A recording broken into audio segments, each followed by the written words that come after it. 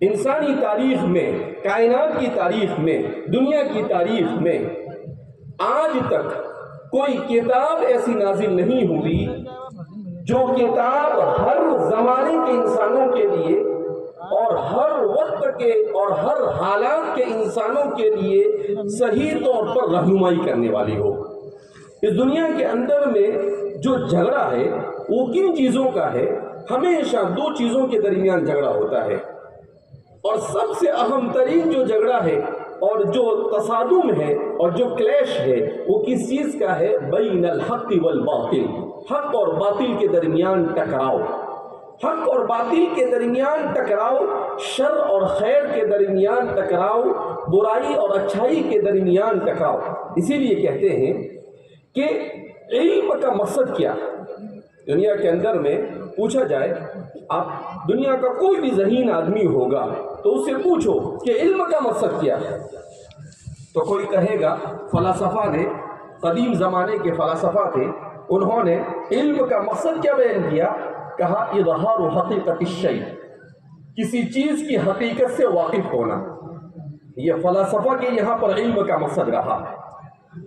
آج کے سائنسدانوں سے پوچھا جائے کہ علم کا مقصد کیا ہے، تو آج کا سائنسداں کہتا ہے علم کا مقصد علم کی حقیقت سے واقف ہونا۔ اس کو ایپسٹومولوجی کہا جاتا ہے، نظریہ علمیت مستقل ایک پورا ایک فلسفہ وجود میں آیا ہے، اور جس میں یہ کہا جاتا ہے یعنی انسان جب صرف اپنی عقل پر چلتا ہے تو بجائے اوپر جانے کے نیچے کی طرف جاتا ہے، کہ پہلے فلاسفہ ہر چیز کی حقیقت تک رسائی کی کوشش کرتے تھے، مگر آج کا سائنسداں وہ کہتا ہے کہ ہمیں علم ہی کی حقیقت پتہ چل جائے تو غنیمت ہے، اس لیے کہ آج تک علم کی صحیح تعریف ہی نہیں کی جا سکی ہے۔ فرماتے ہیں کہ علم کی فلاسفہ اور سائنسدانوں نے 400 سے زیادہ تعریفیں کی ہے، مگر اب تک کے علم کی کسی ایک تعریف کے اوپر وہ متفق نہیں ہو سکے۔ اور اللہ رب العزت نے جس شریعت کو، جس کتاب کو مجھ پر اور آپ پر اور ہم سب کی ہدایت کے لیے نازل کیا، وہ کتاب کہتی ہے ساری کائنات کی حقیقتوں کو تم جان لو، علم کی حقیقت کو جان لو، پھر بھی تم اپنے مقصد کو نہیں پا سکتے ہو۔ تم اپنے مقصد کو کب پا سکتے ہو؟ جب تم حق اور باطل کے درمیان تمیز کرنے کا ملکہ پیدا کر لو۔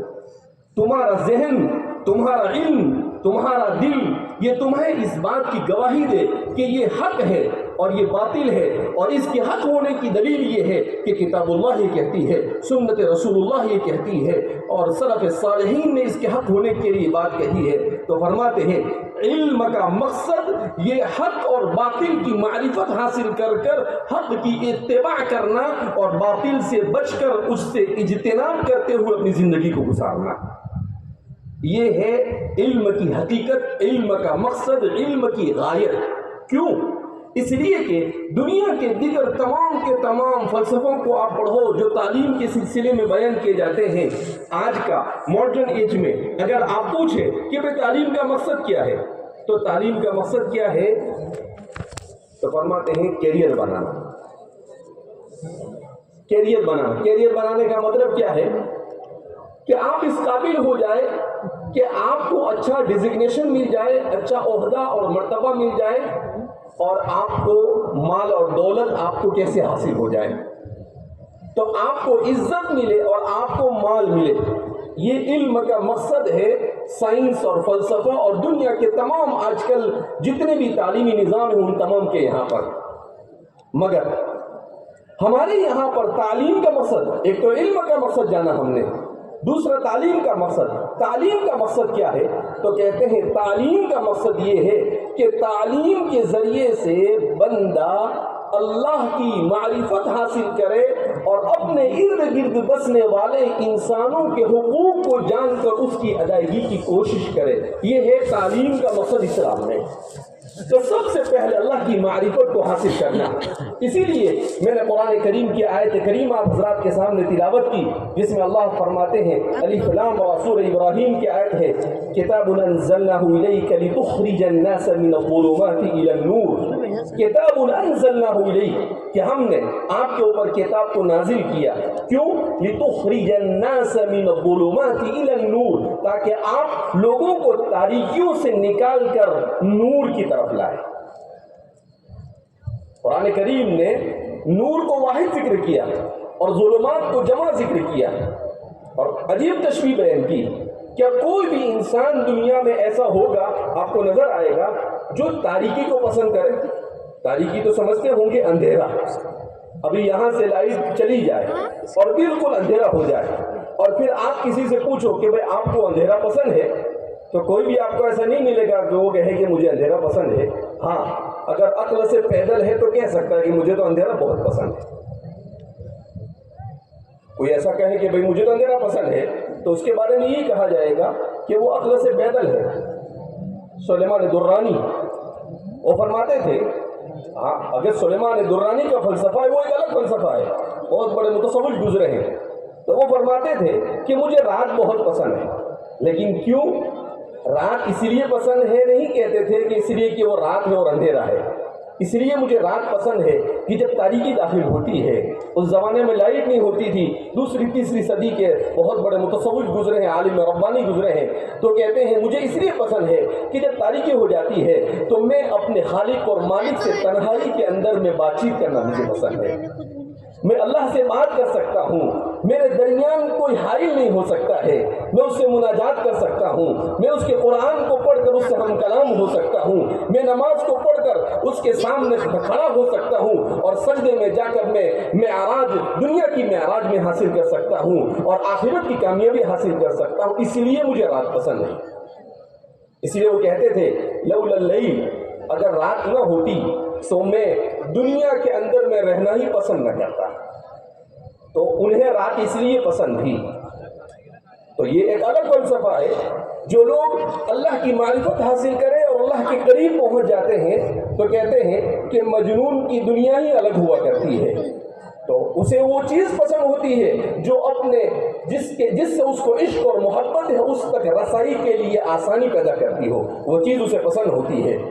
بہرحال تو اللہ کی کتاب جو ہے، یہ کتاب کیا ہے؟ لِتُخْرِجَ النَّاسَ مِنَ الظُّلُمَاتِ إِلَى النُّورِ، تاکہ اے محمد عربی صلی اللہ علیہ وسلم آپ لوگوں کو تاریکیوں سے نکال کر، کون سی تاریکیوں سے نکال کر؟ زندگی کے ہر مرحلے میں، ہر جگہ پر، ہر وقت انسان جس طرح کی پریشانیوں سے دوچار ہو سکتا ہے، ان تمام کے تمام ظلمتوں سے نکال کر تم اسلام کے نور کی طرف ان کو لے آؤ۔ اس لیے ہم نے اللہ کی کتاب کو نازل کیا۔ اسی لیے امام حسن بصری کے سلسلے میں لکھا ہے امام عبدالرحمن الجوزی نے کہ حسن بصری فرماتے تھے انما انزل القرآن للعمل، کہ قرآن کریم کو اللہ نے نازل کیا عمل کے لیے، ولیکن جعل الناس التلاوۃ عملا، مگر لوگوں نے اس کی تلاوت ہی کو عمل سمجھ لیا۔ کہ تلاوت تو عمل تک پہنچنے کا ایک ذریعہ ہے، ورنہ تلاوت مقصود نہیں ہے، وہاں تک پہنچنا ہے۔ اصل مقصد کیا ہونا چاہیے؟ کہ قرآن کریم کا مقصد انسان اس کی تلاوت کرے، صرف تلاوت کے لیے تلاوت نہ کرے بلکہ اسے سمجھ کر اس پر عمل کرنے کے لیے تلاوت کرے۔ اسی لیے حکیم الامت مجدد ملت حضرت تھانوی رحمۃ اللہ علیہ سے کسی نے سوال کیا اور کہا حضرت میں بہت پریشان ہوں۔ کہا کیوں پریشان ہوں؟ کہا میں قرآن پڑھنا چاہتا ہوں مگر قرآن کی تلاوت میں میرا دل نہیں لگتا ہے، تو آپ بتائیے کہ قرآن کی تلاوت میں میرا دل کیسے لگے؟ تو آپ نے بڑا پیارا جواب دیا۔ حکیم الامت ایسے ہی تو نہیں کہا گیا تھا انہیں، تو آپ نے کہا کہ جب تم قرآن کریم کی تلاوت کرو تو قرآن کی تلاوت کے وقت یہ تصور کرو کہ اللہ سے تم ہم کلام ہو رہے ہو، تم اللہ سے بات کر رہے ہو۔ جب یہ تصور تمہارے دماغ کے اندر میں آئے گا تو تمہیں قرآن کے پڑھنے میں لذت محسوس ہوگی۔ پھر آگے آپ نے عجیب بات فرمائی، آپ نے کہا کہ قرآن کو پڑھو تو اس وقت یہ نیت کرو کہ اے اللہ میں تجھے راضی کرنے کے لیے قرآن کو پڑھ رہا ہوں، اور قرآن کریم کو ایسا پڑھو جیسا وہ نازل کیا گیا، یعنی تجوید کے ساتھ اس کی تلاوت کرو اور اللہ کی رضامندی کی نیت کرو، اور یہ تصور کرو کہ اللہ سے میں ہم کلام ہو رہا ہوں۔ کہا اس کے بعد بھی اگر لذت محسوس نہ ہو تو اس کا مطلب یہ ہے کہ آپ کسی بہت بڑے گناہ میں مبتلا ہے اور وہ گناہ تم سے اس لذت کو چھین چکا ہے۔ اسی لیے حکیم اختر صاحب فرمایا کرتے تھے کہ گناہ یہ انسان کی زندگی سے عبادت اور تلاوت کی لذت کو کھینچ لیتا ہے۔ پھر انسان تلاوت کرتا ہے مگر اس کو تلاوت میں مزہ نہیں آتا ہے، وہ سبق یاد کرتا ہے، طالب علم ہے مگر وہ زبردستی سبق یاد کرتا ہے، وہ قرآن دور پڑھتا ہے، یعنی دن میں کئی پارے پڑھ لیتا ہے مگر کیوں؟ کہ استاد کہیں مار نہ دے، کہیں استاد کی سزا نہ ہو جائے، کہیں قرآن کچا نہ ہو جائے اور اس کے اوپر کوئی میری گرفت نہ ہو جائے۔ نہیں، قرآن کی تلاوت کے وقت انسان اگر اپنی نیت کو درست کر لے تو اس دنیا میں قرآن کریم سے زیادہ بہتر کوئی انسان کی بیماری کا علاج کرنے والی چیز نہیں ہے۔ اسی لیے میمون ابن مہران، حضرت میمون ابن مہران، ان کے بارے میں آتا ہے کہ حملۃ القرآن کے مصنف نے امام آجری نے ان کے بارے میں بیان کیا ہے کہ میمون ابن مہران فرماتے ہیں لو صلح اہل القرآن صلح الناس جميعا، اگر اہل قرآن کسی زمانے میں صحیح راہ پر آ جائے تو اس زمانے میں تمام لوگ صحیح راستے پر آ جائیں گے۔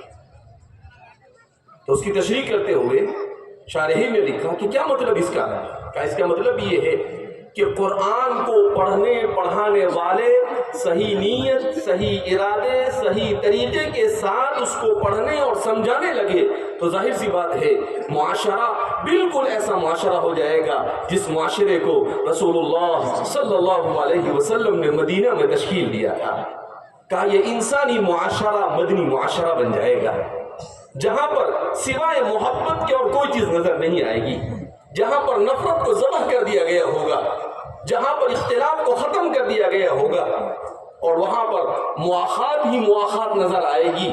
کہاں انصار آپس میں ایک دوسرے سے لڑنے والے اوس اور خزرج، اور کہاں مہاجر آتے ہیں اور وہ مہاجر اور انصار کے درمیان ایسا رشتہ قائم کیا جاتا ہے کہ دنیا انسان کی تاریخ میں کبھی ایسا دیکھنے میں نہیں آیا کہ انسانوں کے درمیان رشتے نہ ہونے کے باوجود ایسی زبردست قربانی دی ہو، اس کی مثال سوائے انصار اور مہاجرین کی مواخات کے آپ کو دنیا کی تاریخ میں کہیں نہیں مل سکتی ہے۔ اللہ کے رسول صلی اللہ علیہ وسلم صرف یہ کہہ دے کہ یہ انصاری ہے، یہ مہاجر ہے، تم دونوں آپس میں بھائی ہو، تو وہ کیا کہتا ہے کہ ٹھیک ہے، میرا کھیت ہے آدھا تیرا اور آدھا میرا، میرا گھر ہے آدھا تیرا اور آدھا میرا۔ آج تو ایک باپ کی اولاد ہے اور اب باپ مر جائے تو اس گھر کے اوپر ایک دوسرے کی جان لینے کے لیے تیار ہو جاتے ہیں۔ اور کیا کیسی مواخات اسی قرآن کی برکت نے ان کی زندگیوں کے اندر میں کیسا انقلاب برپا کیا کہ عبد الرحمن بن عوف کہتے ہیں میری جن سے مواخات کی گئی وہ مجھے کہتے ہیں میری دو بیویاں ہیں، ایک آپ لے لو اور ایک میری، میری دولت میں آدھا آپ کا۔ عبد الرحمن بن عوف نے کہا کلا، ہرگز نہیں، نہ تمہاری دولت چاہیے مجھے، نہ تمہاری بیوی چاہیے مجھے، دلنی علی السوق، مجھے بازار بتاؤ، بازار کدھر؟ فرماتے ہیں تو بازار کا راستہ بتایا عبد الرحمن بن عوف کو۔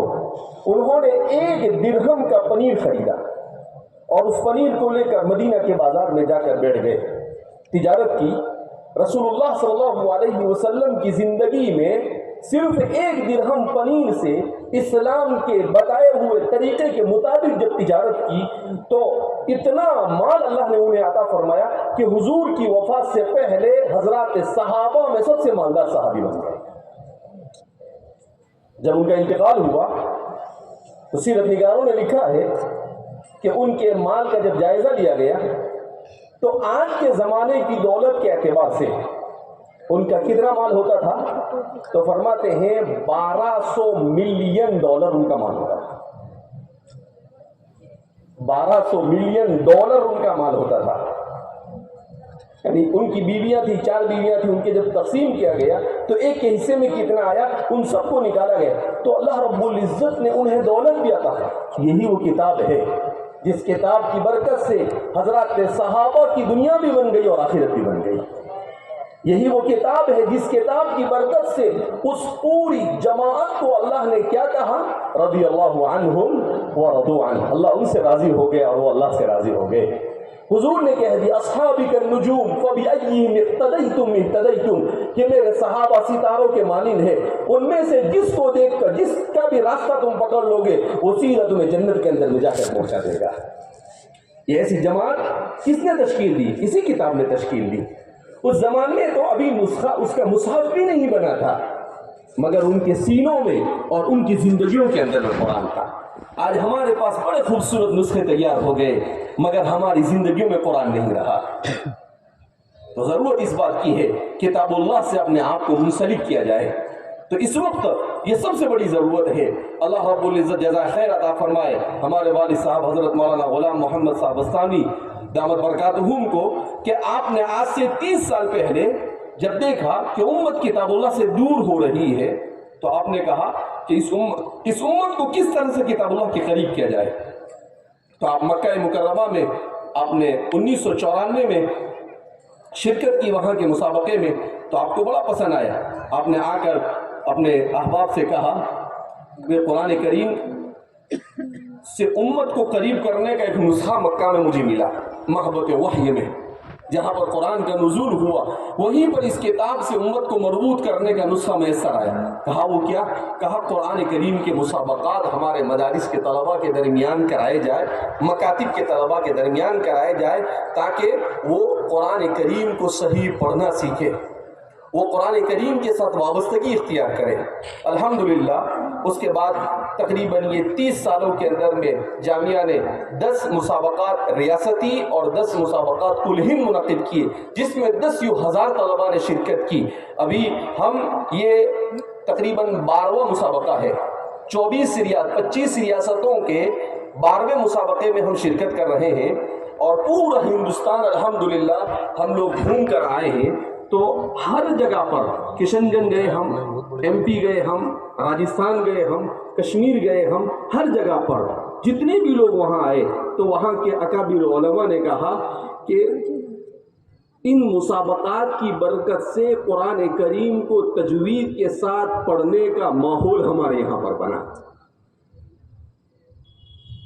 مولانا ابوالکلام صاحب، مفتی ابوالکلام صاحب بھوپال میں، انہوں نے تو عجیب اسٹوری سنائی۔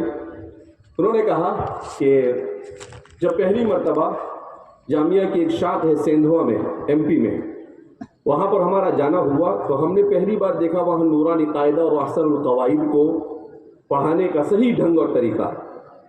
تو ہم نے بھی ایک مدرس کو بلایا اور ان کو کہا کہ آپ پڑھاؤ۔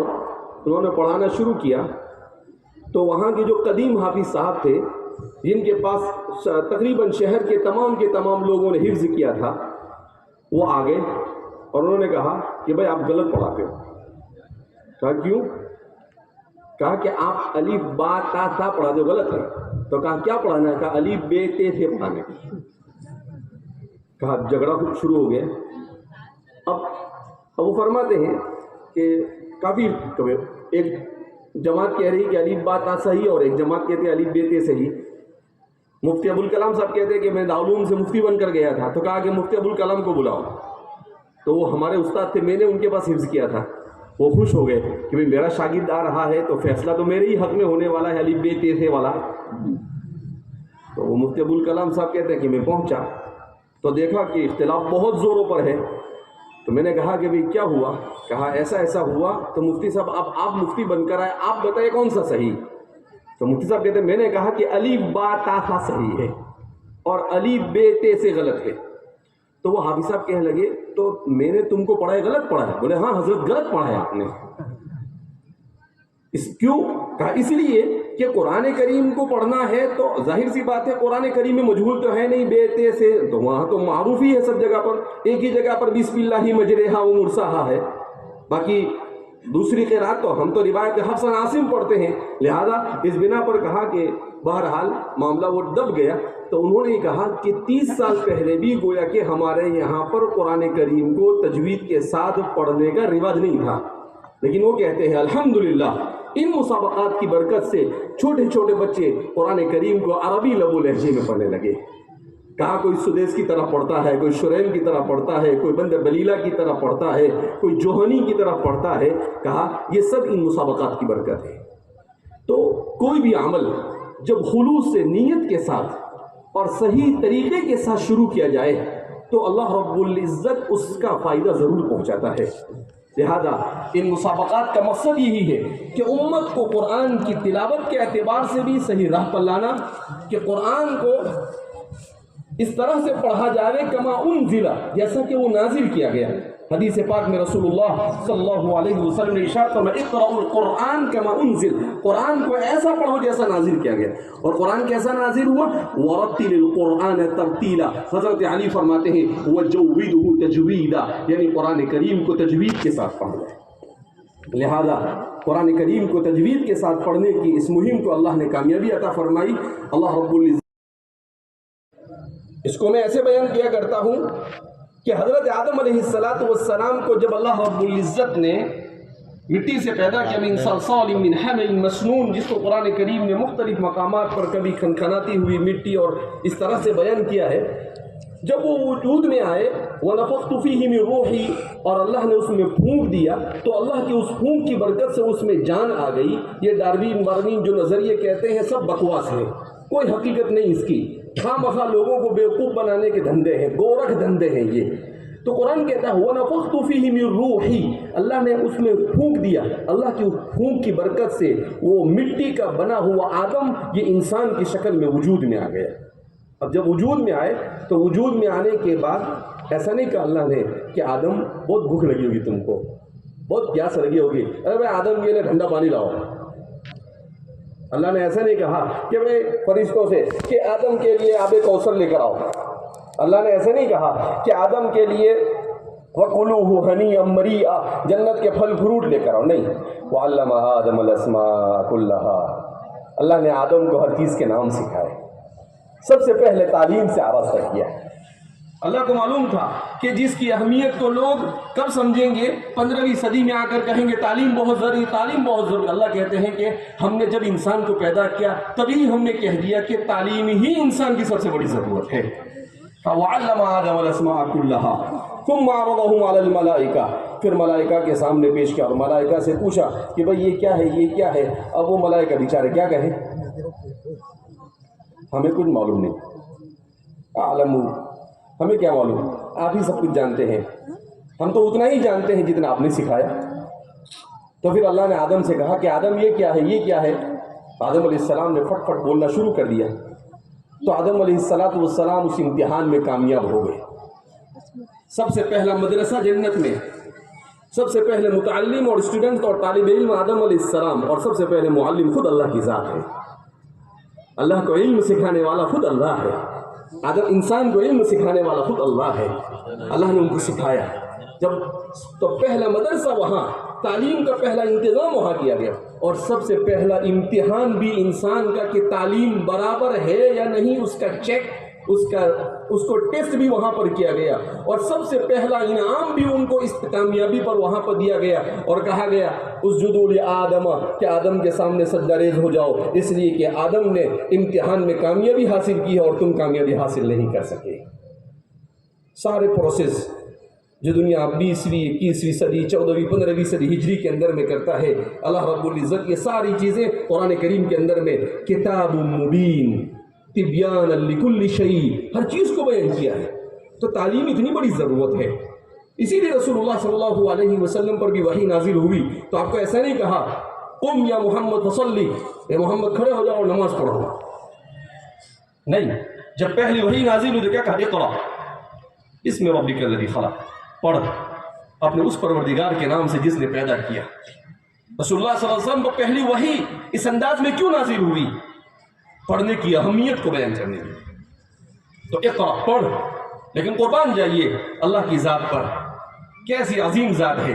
अल्लाह को मालूम था कि इस उम्मत का सबसे बड़ा चैलेंज ये होगा कि इस उम्मत के अकीदे को, उसकी फिक्र को बिगाड़ने के लिए इल्हाद और बेदीनी को इस्तेमाल किया जाएगा। इसलिए अल्लाह ने कहा इक़रा बिस्मि रब्बिकल्लज़ी खलक़, पढ़ उस परवरदिगार के नाम से जिसने तुझे पैदा किया। कहा अगर तू पढ़ेगा मगर अपने खालिक के नाम से नहीं पढ़ेगा तो ये तेरा पढ़ना जहालत ही है, इसको पढ़ना नहीं कहा जाएगा। इसलिए ज़रूरत इस बात की है कि हम तालीम से वाबस्ता हों, हमें अपना तालीमी निज़ाम कायम करने की ज़रूरत है। शेखुल इस्लाम फ़क़ीहुल असर हज़रत मौलाना तक़ी उस्मानी साहब वो फरमाते हैं कि इस वक्त तो उलमा की ज़िम्मेदारी है कि वो दीनी माहौल में असरी तालीम का इंतज़ाम करे अगर अपनी नस्लों के ईमान और इस्लाम को बचाना चाहते हैं।